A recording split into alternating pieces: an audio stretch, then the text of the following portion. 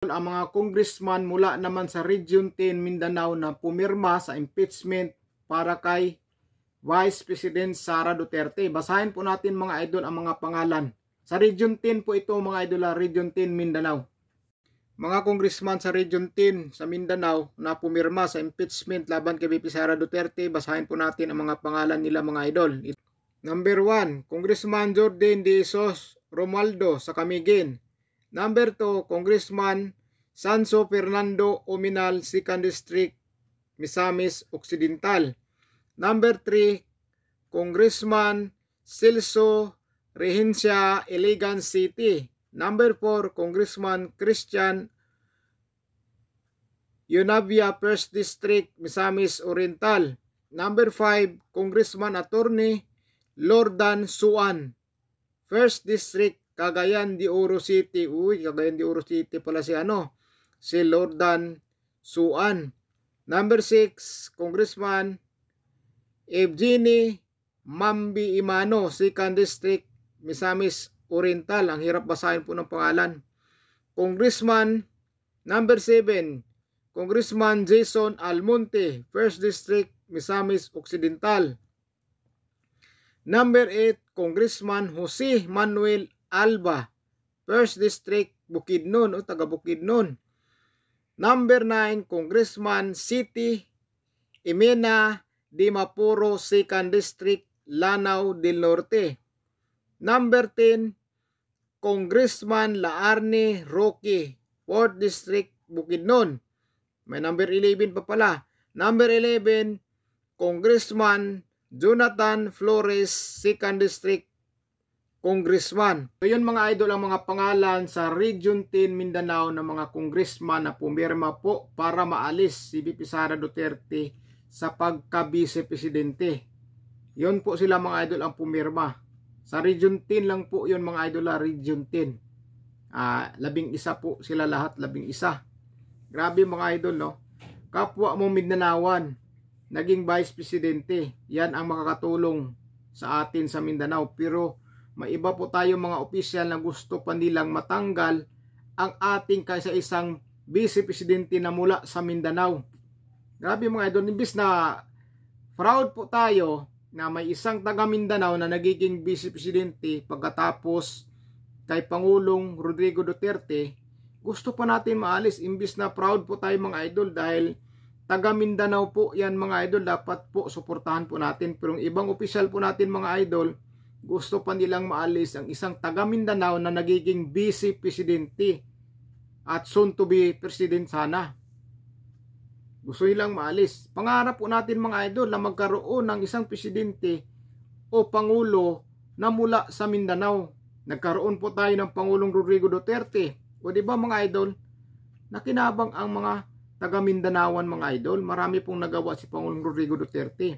Marami na pong naging presidente mga idol ng Mindanao po. Tayong taga Mindanao ay napag-iwanan po talaga, sa totoo lang. Pag-iwanan. Ngayon, pag-asa na po natin sana na may susunod na naman na maging presidente na taga Mindanao, hindi pa natin sinusuportahan. Tayo lang dapat mga idol ang susuporta, kapwa Mindanaoan. Proud po dapat tayo. Pero yung iba natin mga opisyal, bagay karapatan nila yan. Hindi po natin sila mapipigilan dahil karapatan nila yan. Pero sana naman, kapwa Mindanaoan mo, maging proud po tayo dahil wala na pong susunod mga idol na taga Mindanao na magiging presidente mga idol. Baka ilang taong years pa ang dadaan mga idol bago po tayo magkaroon ulit ng taga Mindanao na magiging pangulo sa ating bansa na makakatulong sa lugar po natin. Dahil ang lugar po natin sa Mindanao ay napag-iwanan na po, sa totoo lang. Pag-iwanan na po mga idol. Kaya nga yung karamihan sa atin na taga Mindanao mga idol, di ba? Nagigawang bansa, pumunta ng Manila, naghahanap ng trabaho para mabuhay ang pamilya. Dahil ang lugar nga natin, medyo kakaunti lang po yung trabaho na ma-applyan doon mga idol. Kaya sana nagkaroon tayo ng tsansa na magkaroon tayo ulit ng Pangulo na taga Mindanao. Sana suportahan po natin dahil para po sa lugar po natin sa Mindanao yan. Dahil kapag maalis po si VP Sara Duterte at matalo sa impeachment, malabo na pong mangyari mga idol na magkaroon pa po tayo ng vice presidente o kaya presidente na taga Mindanao mga idol. Malabo na pong mangyari mga idol. Kung magkaroon man, baka ilang daang taon pa o 10 taon, 20 years, 50 years bago tayo magkaroon ulit mga idol. Kung magkaroon man ulit mga idol ng presidente o vice presidente na mula sa Mindanao mga idol. Tapos sasayangin pa po natin. Naniwala po ba kayo mga idol na corrupt si VP Sara Duterte? Kung ako tanungin nyo mga idol, hindi po ako naniniwala. 1,000% mga idol, hindi po ako naniniwala. Dahil ang paniniwala ko, ang ginagawa nila kay VP Sara Duterte ay politika lang para hindi na po siya makakatakbo sa 2028 presidential election. Dahil kapag makatakbo si VP Sara sa 2028 presidential election, mahihirapan po ang mga kalaban mga idol na matatalo nila si VP Sara Duterte dahil solid po ang mga supporter ng mga Duterte. Kaya ang ginagawa nila mga idol, gusto nilang maalis at hindi na makakatakbo si VP Sara Duterte na kahit anong katungkulan sa gobyerno mga idol. Yan po mga idol. Pero yung iba natin mga kababayan sa Mindanao mga idol, karapatan naman nila yan, nakakalungkot lang mga idol. Sa totoo lang. Kayo mga idol, nalulungkot ba kayo sa nangyayari ngayon o hindi? O natutuwa kayo? Nasa inyo na po yan mga idol, karapatan yan. Pero para sa akin mga idol na isa rin pong taga Mindanao, malungkot po ako talaga mga idol. Nalulungkot po ako sa pangyayari na nababalitaan natin na kapwa taga Mindanao, sumuporta na maalis po si VP Sara Duterte sa pagka-Vice President. Imbis na tayo po sana pumuprotekta sa kapwa natin taga Mindanao para sa kaasinsuhan sa lugar natin, wala. Kasi kapag naalis po si VP Sara Duterte, wala na po tayong maasahang taga Mindanao na magiging presidente pa. Sana lakas pa si Pangulong Rodrigo Duterte, kaso hindi po natin alam kung pwede pa siyang tumakbo sa 2028 presidential election. Hindi po natin alam yan. Kaya mahirap idol, mga hirap. Sana nag-isip-isip mo lang sana na huwag sana isipin yung mga biyaya. Ang una ba kasi dyan, biyaya ang iniisip eh. Ako, naniwala ako, may mga biyaya po talaga mga idol. Lalo ngayon mga idol na mag-eleksyon, buhos po ang biyaya po talaga, buhos. Buhos ang biyaya. Na, ano yan, ganyan talagang kalakaran mga idol. Huwag po tayong maniwala pagdating sa eleksyon na walang buhos biyaya mga idol. Talagang kalakaran na po yan mga idol. Nakalungkot na po talaga mga idol na pinipilit nilang alisin si VP Sara Duterte. I-impeach si VP Sara Duterte. May isa pang congressman dyan mga idol na kahit po daw mag-resign si VP Sara Duterte, ituloy pa rin po daw nila ang impeachment para talaga hindi makakatakbo si VP Sara Duterte na kahit anong posisyon sa gobyerno. O di ba? Grabe mga idol. Ang target talaga nila diyan mga idol, hindi makakatakbo si VP Sara Duterte sa 2028 presidential election.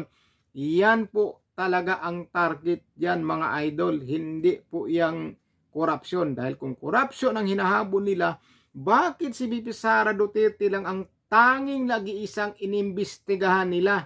Bakit lahat yung mga nakaupo dyan na may malalaking pundo din na hawak, dapat imbestigahan din lahat? Mangunguna sa presidente, vice presidente hanggang pababa. Hindi yung nakatumpok lang o nakaturo lang sa isang tao na si Vice President Sara Duterte lang nag-iisang iniimbestigahan. Biruin mo naman ang mga idol. Kung talagang naghahabol sila sa korupsyon sa Pilipinas, lahatin na po nila.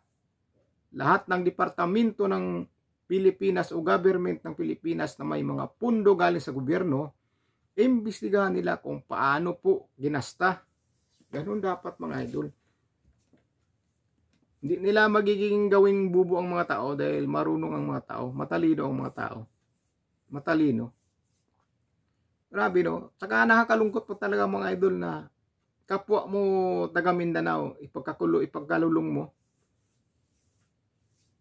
Alam ko naman mga sagot nila mga idol, nababasa po natin mga sagot nila dahil sa trabaho nila, kailangan nilang pumirma, pero alam na this, mga idol, alam na this. Pero karapatan nila yan, mga idol. Kasi sinasabi nga nila, trabaho nila, hayaan natin sila, mga idol. Dahil ang taong bayan din ang maghuhusga sa bandang huli. Pagdating ng eleksyon, taong bayan po ang maghuhusga. May nakikita pa ako isang post dyan na wala na raw landslide si VP Sara dahil mas marami pa daw pumirmang taga Mindanao na congressman kontra sa hindi pumirma. Uy! Ilang milyon ba ang tao sa Mindanao? Ilang kongresista bang pumirma? Huwag sabihin, pag pumirma yung majority ng mga congressman sa Mindanao ay majority din ng taga Mindanao ay gusto ma-impeach si VP Sara Duterte.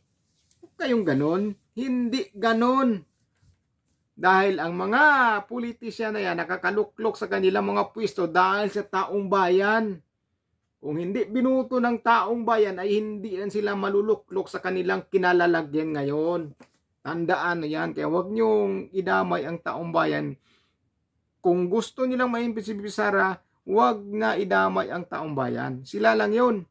Kung bilangin nila kung 10,000 sila dyan, bahala sila. 30 plus lang. Ilan ba yung pumirma? 30 plus? Taga Mindanao? Uy. Hindi ganon. Wala sa mga matataas na opisyal yan ang buto ng isang tao o isang Pilipino. May kanya-kanyang desisyon po ang bawat Pilipino. Kung bumoto sila para ma-impeach si VP Sara Duterte, kami mga supporters kay VP Sara Duterte ay hindi po kami sang-ayon sa ganon. Si Amy Marcos nga talagang sinasabi niya, talagang may mga blanco sa BICAM dahil ginawa lang impeachment na madalian para matakpan yung blankong mga report, blanco na report do sa BICAM para mawala na yun sa topic, sa mga content, sa mga balita. Pero ang totoong talaga sa bansa ngayon, yung BICAM report na maraming blanco. Gusto nilang pagtakpan yan at ibuhos ang mga balita tungkol sa impeachment kay VP Sara Duterte. Pangtakip nila yan para mawala yung usap-usapan sa BICAM report ng mga blanco. Grabe, aga-aga pa, layo pa ng 2028. Tinitira nila si VP Sara Duterte para hindi makapagtakbo sa 2028 election. Grabe mga idol, nakakalungkot. Ang ginakalulungkot yung mga idol, yung kapwa natin taga Mindanao, grabe, nang dahil sa politika, nang dahil siguro sa mga biyaya, ipinagkalulo nila o hindi nila pinoprotektahan o gusto pa nilang matanggal si VP Sara Duterte sa pagka-vice presidente. Alam nyo naman yan mga idol, politika, wala tayong magawa dyan. Ang importante, hindi po tayo alis sa suporta ng mga Duterte dahil sila po ang pag-asa natin sa mga taga Mindanao mga idol. Sila po. Kayo na po bahala mga idol. Marunong na mo tayong magdesisyon sa mga sarili natin kung sino po ang dapat o karapat-dapat na isulat po natin mga idol pagdating ng halalan mga idol. So yun lang mga idol. Ingat po kayo. God bless po sa inyo. Solid po tayo mga idol.